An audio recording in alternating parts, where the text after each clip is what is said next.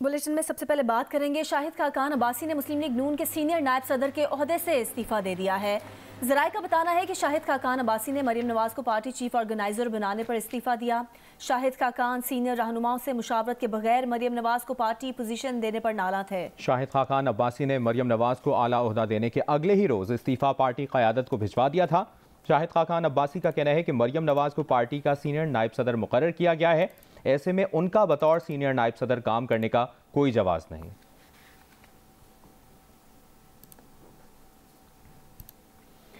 गुजरात में साबिक वज़ीर आला पंजाब चौधरी परवेज़ इलाही की रिहाइशगाह पर पुलिस ने छापा मारा है। छापा चौधरी वजाहत हुसैन की गिरफ्तारी के लिए मारा गया। चौधरी वजाहत हुसैन चौधरी परवेज़ इलाही के चचाजाद भाई हैं।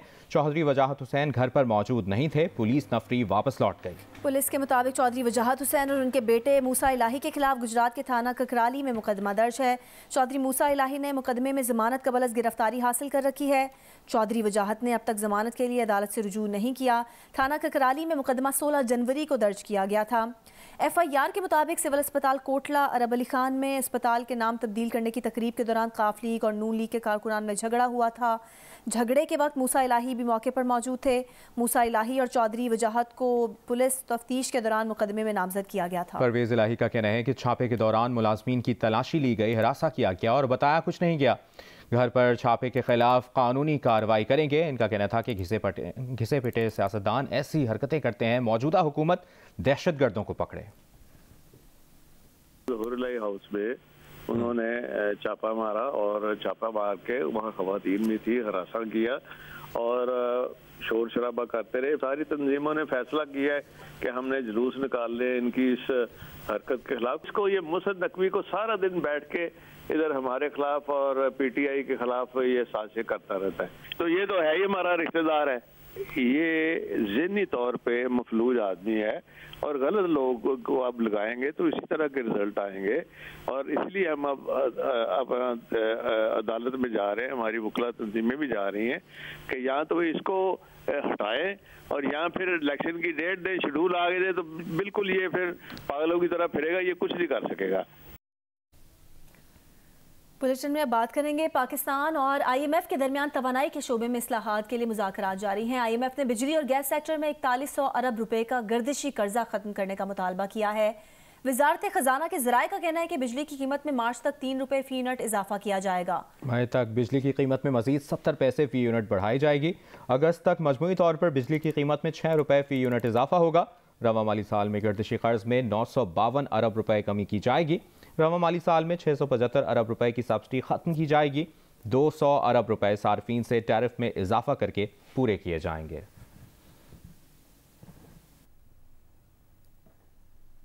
इंटरबैंक तबादला मार्केट में गुज़िश्ता रोज़ 270 रुपए पर कारोबार के बाद डॉलर का भाव ठहरा है।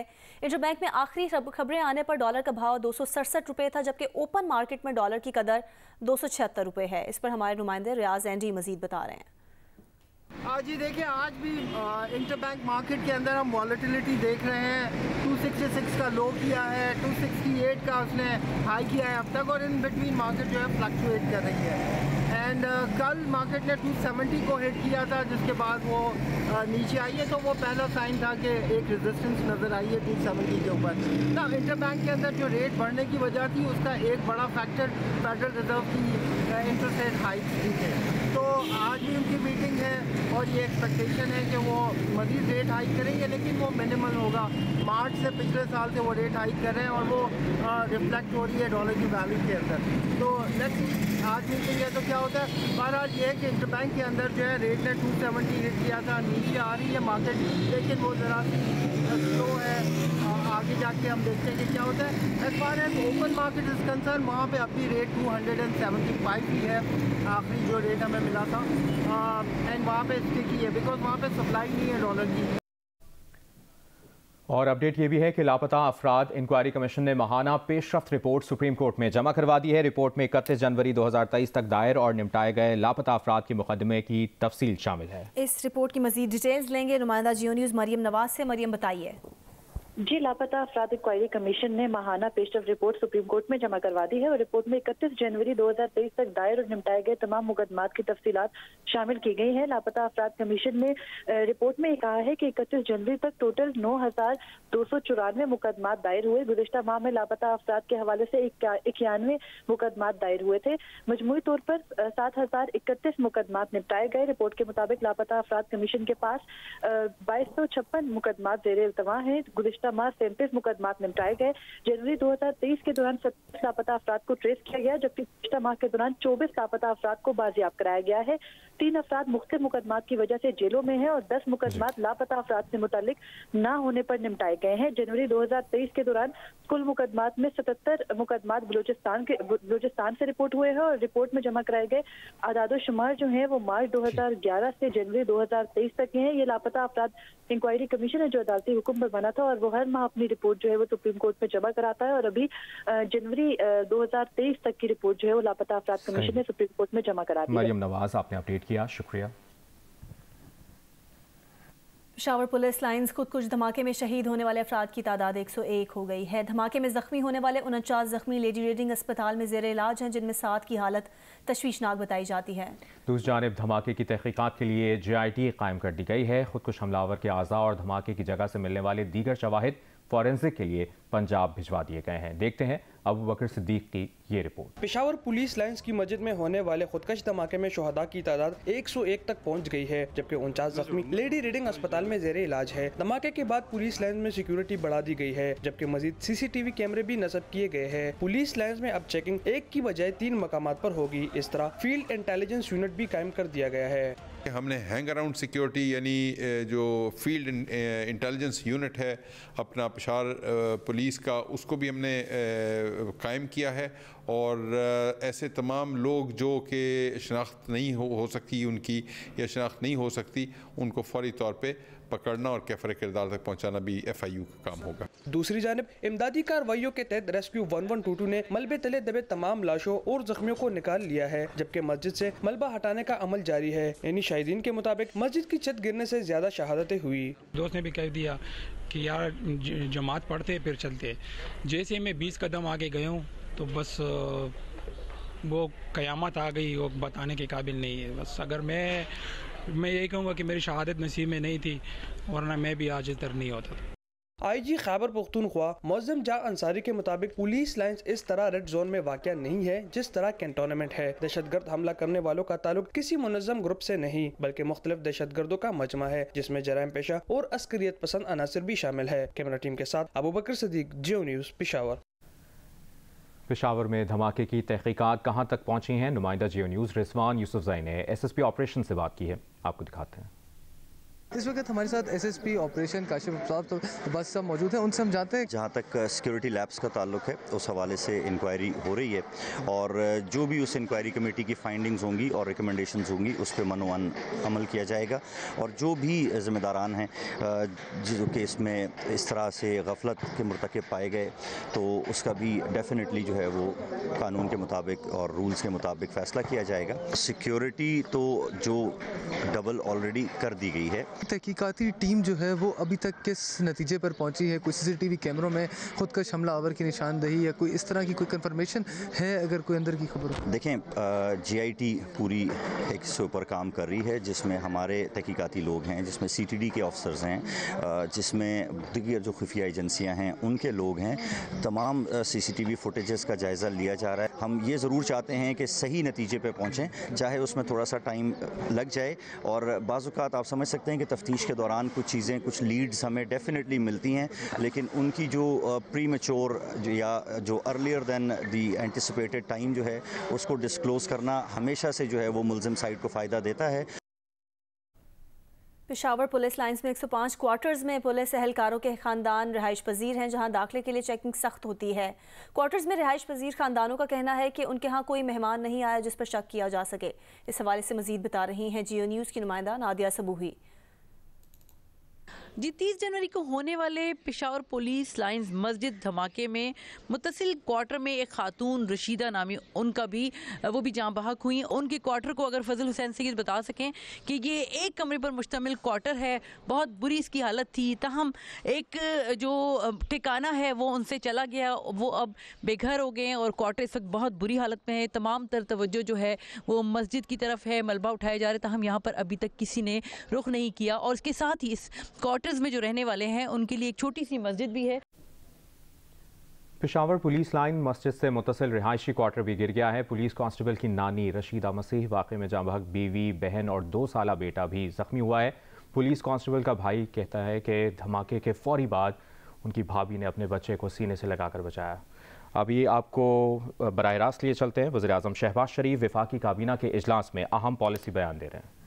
بھلا نہیں پائے گی کی جو قربانیاں ہیں, مگر اس کے ساتھ ساتھ ان کا جائز مطالبہ, ان کا پوری طرح اس کو پاکستان کے وہاں پر جو لیڈرشپ تھی انہوں نے اس کو سپورٹ کیا. اور نیٹ پروسیڈ جو ہیں جو کیلکولیٹ ہوتی ہیں, صوبوں کا حصہ, وفاق کا حصہ تقسیم کرنے سے پہلے 1% ان کو یہ ہم نے دیا, اور وہ سب سے اوپر یہ لکھا تھا, یعنی صوبوں کو جو حصہ جاتا ہے 57.5% اور وفاق کو 42.5%. اس تقسیم سے پہلے جو ٹوٹل انکم ہے پاکستان کی اس کا 1% ان کو دیا گیا 2010 میں یہ, اور آج تک یہ دیا جا رہا ہے. تو اس کے نتیجے میں جو کیلکولیشن کی گئی ہے کہ 2010 سے لے کر آج تک 417 ارب روپے صرف اس مد میں کے پی کے, جو ہمارا ایک بہت پیارا صوبہ ہے اور ان کا عوام کا حق بھی تھا, 417 ارب روپے اس 1% کی مد میں ان کو ادا کیے جا چکے ہیں انڈر NFC ایوارڈ, تاکہ ان کی جو جائز ضروریات ہیں وہ, اور ان کا سب سے حق پہلا اور فائق ہے, کیونکہ میں پھر کہتا ہوں even at the cost of reputation K P has always been front line state, کیونکہ ہمارے جو جغرافیائی صورتحال اور جو دوسرے صورتحال ہے اس کے نتیجے میں ان کی قربانیاں پاکستان کے باقی حصوں کے عوام کے ساتھ بڑی ان کی عظیم قربانیاں ہیں. تو 417 ارب روپے ان کو صرف اس مد میں دیے گئے. سوال یہ پیدا ہوتا ہے کہ یہ آئٹم یہ صرف اور صرف مختص تھی ان کی جو کاؤنٹر ٹیررزم کیپیسٹیز کو, کیپیبلٹیز کو بلڈ کرنے کے لیے, چاہے وہ CTD ہے, چاہے وہ سامان خریدنا ہے, چاہے وہ بلٹ پروف ان کی جو ہیں وہ ATCs ہیں, چاہے وہ ایمونیشن ہے, چاہے وہ ٹریننگ ہے, چاہے وہ نئے کارڈرز کو تیار کرنا ہے, ہر لحاظ سے, چاہے وہ انٹیلیجنس کا ادارہ ایک کا اس کو قیام میں لانا ہے, چاہے یعنی پورے KPK کے جو اضلاع ہیں وہاں پر ان کے جو سیٹلائٹس وہ بنانی ہیں, یعنی یہ سارا پیسہ اس کے لیے تھا. یہ 417 ارب روپیہ دیا گیا. 417 ارب روپیہ, خدا جانے اتنی بڑی اماؤنٹ ہے, یہ کہاں گئی ہے. 10 سال PTI وہاں پر حکومت میں رہی, 10 سال. ان کو آج جب وہ یہ کہتے ہیں کہ ہمارے پاس وسائل نہیں ہیں, تو یہ 417 ارب روپیہ کہاں گیا, کہاں استعمال ہوا. میں آپ کو, مجھے نہیں پتا کہ یہ تو میرے بھائی سندھ کے چیف منسٹر بتا سکتے ہیں یا بلوچستان کے چیف منسٹر بتا سکتے ہیں. میں اپنے تائیں یہ بات بلا خوف تردید کہہ سکتا ہوں کہ ان 10 سالوں میں وفاق سے ہمیں ایک دھیلا نہیں ہم نے لیا, چاہے وہ میاں نواز شریف صاحب کی گورنمنٹ تھی یا کوئی اور گورنمنٹ تھی, ایک دھیلا نہیں ملا. میں بالکل without any fear of contradiction کہہ سکتا ہوں. اور ہم نے اپنی ذمہ داری ادا کی کہ ہمارے پاس وسائل تھے, ہم نے اس کو لگایا, CTD بنائی, جو بھی اس میں کارکردگی ہے میں اس کی تفصیل نہیں جان چاہتا. مگر یہ KP کو کسی اور صوبے کو پیسہ نہیں ملا, اس NFC ایوارڈ صرف KP کو ملا, اس بنیاد پر کہ ان کا حق ہے, ان کے عوام کا حق ہے. ہمیں یہ ان کا ضرور دینا چاہیے. تو چاروں صوبوں نے مل کر کے پی کو آج 2010 سے لے کر 2023 آج ہے ان 13 سالوں میں 417 ارب روپے دیے. تقریباً 40 ارب سال کا ملا. اور پھر پی ٹی آئی کی گورنمنٹ میں 10 سال وہ گزارے اور کہیں کہ کے پی جو ہے یہ دیکھیں. میں یہاں پر کوئی ایک خدا نخواستہ کوئی الزام تراشی نہیں کر رہا, میں فیکٹس کی بنیاد پر بات کر رہا ہوں کہ جب ابھی پیچھے جو واقعات ہوئے کہ جی وفاق سے ہمیں پیسے نہیں مل رہے, کوئی 40 ارب روپے آپ کو اوسطاً سال کا مل رہا ہے. کسی اور صوبے کو 40 ارب چھوڑ کے 40 پیسے نہیں ملے, آپ کو ملے ہیں. آپ کا حق ہے. ہمارا فرض تھا کہ این ایف سی میں اس کو ہم نے ایگری کیا, خوش دلی سے کیا. سب صوبوں نے اپنا اس میں حصہ ڈالا. مجھے یاد ہے پنجاب نے 11 ارب بلوچستان کے لیے دیا اور اس کے لیے علیحدہ دیا باقی صوبوں کے ساتھ. تو پھر آپ کا یہ گلا بنتا ہے کہ 40 ارب سال کو آپ کو مل رہا ہو اور آپ کہیں کہ ہماری سی ڈی ڈی جو ہے اس میں کمزوریاں ہیں, اس میں اپنا سامان نہیں ہے, اس میں فلاں نہیں ہے, اس میں بندوقیں نہیں ہیں, اس میں ٹریننگ نہیں کر پا رہے, وہاں پر سیٹلائٹس نہیں بنا پا رہے. یہ میں سمجھتا ہوں کہ یہ ناقابل یقین ہے یہ بات. تو اس لیے میں اس کے اوپر میں نے اس لیے تھوڑا سا وقت لگایا کہ میں آپ کو اس آنریبل ہاؤس کو یہ بتا سکوں کہ حقائق ہے کیا. اور یعنی نیکٹا بنا, سی ڈی ڈیز بنی, صوبوں کے اوپر کام ہوا, لیکن یہ گلا کرنا کے پی حکومت کا پی ٹی آئی کا 10 سال کہ یہ ہمارے پاس فنڈز نہیں ہیں, اس سے بڑی میں سمجھتا ہوں کہ اور یعنی حقائق کو مسخ کرنے کی اور کوئی کوشش نہیں ہو سکتی. پھر میں آگے چلتا ہوں کہ رد الفساد اور ضرب عضب کے ذریعے بہت کاری ضرب لگی ان کے اوپر اور ان کے ہوش ٹھکانے آئے ان دہشت گردوں کے. اور اس کی نتیجے میں اس سے پہلے جو شہادتیں ہو چکی میں بیان کر چکا ہوں. کے پی کے سیاسی گھرانوں کے سپوتوں نے شہادتیں دی, جس میں بلور خاندان شامل ہے اور دوسرے خاندان شامل ہیں کے پی کے. سندھ سے پاکستان کی جو وزیر اعظم ہیں محترمہ بینظیر بھٹو, وہ شہید ہوئیں اسی دہشت گردی کے نتیجے میں. اور اس طرح پاکستان کے بلوچستان, پنجاب کے عوام نے, میں سب تفصیل بیان کر چکا ہوں کہ سب نے اس میں حصہ ڈالا ہے. سب نے. یہ پنڈی کی کسی مسجد میں وہاں پر فوجی افسران بھی اور ان کے بچے بھی نماز ادا کر رہے تھے جمعے کی. وہاں پر وہ دہشت گرد آیا تو وہ افسر بھی شہید ہوئے, ان کے بچے بھی شہید ہوئے. تو یہ واقعات یہ بھرے پڑے ہیں اور صفحات پاکستان کی حالیہ تاریخ کے. اور اب دوبارہ یہ ناسور سر اٹھا رہا ہے. میں سمجھتا ہوں اس سے بڑی کوئی اور شومی قسمت نہیں ہو سکتی. اب یہ سوال پیدا ہوتا ہے جو میں پیچھے بات کر رہا تھا ابھی تھوڑی دیر پہلے کہ جو پارلیمان میں جو پریزنٹیشن دی گئی, پھر یہاں پر جو اس مخلوط حکومت کے زعماء کو اسی کمرے میں پریزنٹیشن دی گئی اور جو بتایا گیا, سوال یہ پیدا ہوتا ہے کہ ان کو کون واپس لے کے آیا. یہ ایک آج پوری قوم پوچھ رہی ہے, جہاں پر یعنی آپ پشاور سے لے کے کراچی تک ہر آنکھ اشک بار ہے کہ یہ کیا ہو گیا. پاکستان کو دوبارہ کس کی نظر بد لگی ہے اور ایسا پھر کیوں ہوا کہ اتنا عرصہ امن قائم رہا, جس کو اچیو کرنے کے لیے دنیا کی تاریخ میں اس کی کوئی دوسری مثال نہیں ہے, بہادری کی, شجاعت کی اور قربانیوں کی. یہ دوبارہ کس طرح یہ پاکستان کا امن خراب ہو گیا, کس طرح کے پی دوبارہ دہشت گردوں کے ہاتھ میں چلا گیا. اور یہ بات میں یہاں پر بلا خوف تردید کہہ سکتا ہوں کہ اگر ہم نے فل فور ہم نے فوری, قوی اور یعنی مناسب اقدامات نہ کیے تو خدا نخواستہ یہ پاکستان کے دوسرے علاقوں میں دوبارہ پھیل جائے گا. اور پھر تاریخ میں میرے منہ میں خاک کہ ہمارا نام بھی کوئی لینے والا نہیں ہوگا، اور انشاءاللہ ایسا نہیں ہوگا، ضرور انشاءاللہ ہم اس کے اوپر دوبارہ قابو پائیں گے اجتماعی بصیرت اور اجتماعی کاوشوں سے۔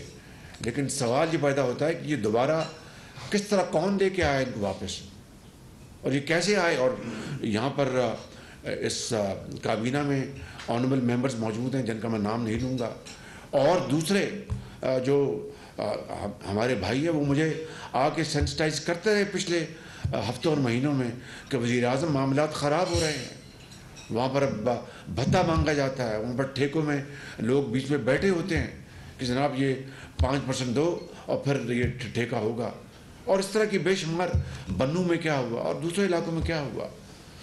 تو میں سمجھتا ہوں کہ یہ ہے وہ یہ لمحہ فکریہ ہے، ہمیں اس کی ایک انٹروسپیکشن کرنی ہوگی۔ اور کس نے کہا تھا کہ یہ جہادی ہیں اور یہ پاکستان کے دوست ہیں؟ میں کسی کا نام نہیں لے رہا یہاں پہ۔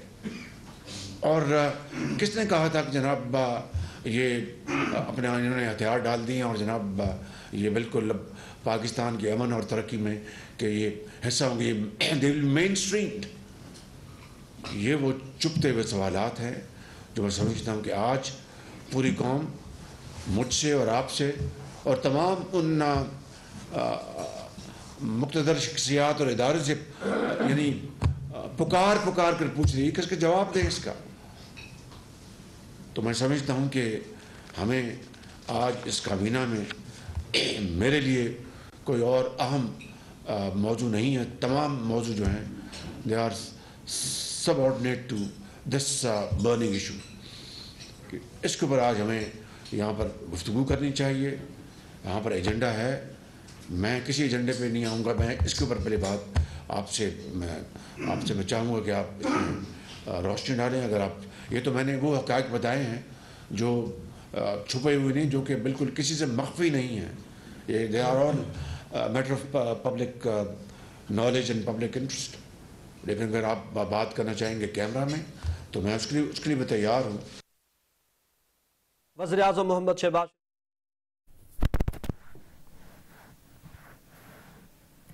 وزیر اعظم شہباز شریف وفاقی کابینہ کے اجلاس میں اہم پالیسی بیان دے رہے ہیں۔ انہوں نے کہا کہ سوال یہ ہے کہ دہشت گردوں کو کون واپس لایا، کس طرح خیبر پختونخوا دوبارہ دہشت گردوں کے ہاتھ میں چلا گیا۔ وزیر اعظم نے کہا کہ فوری مناسب اقدامات نہ کیے تو دہشت گردی پاکستان میں پھیل جائے گی، ضروری اجتماعی کاوشوں سے اس سے نمٹیں گے۔ 10 سال میں خیبر پختونخوا کو 417 ارب روپے دہشت گردی کے خاتمے کے لیے دیے گئے۔ رقم انسداد دہشت گردی صلاحیتوں کو بڑھانے کے لیے مختص تھی۔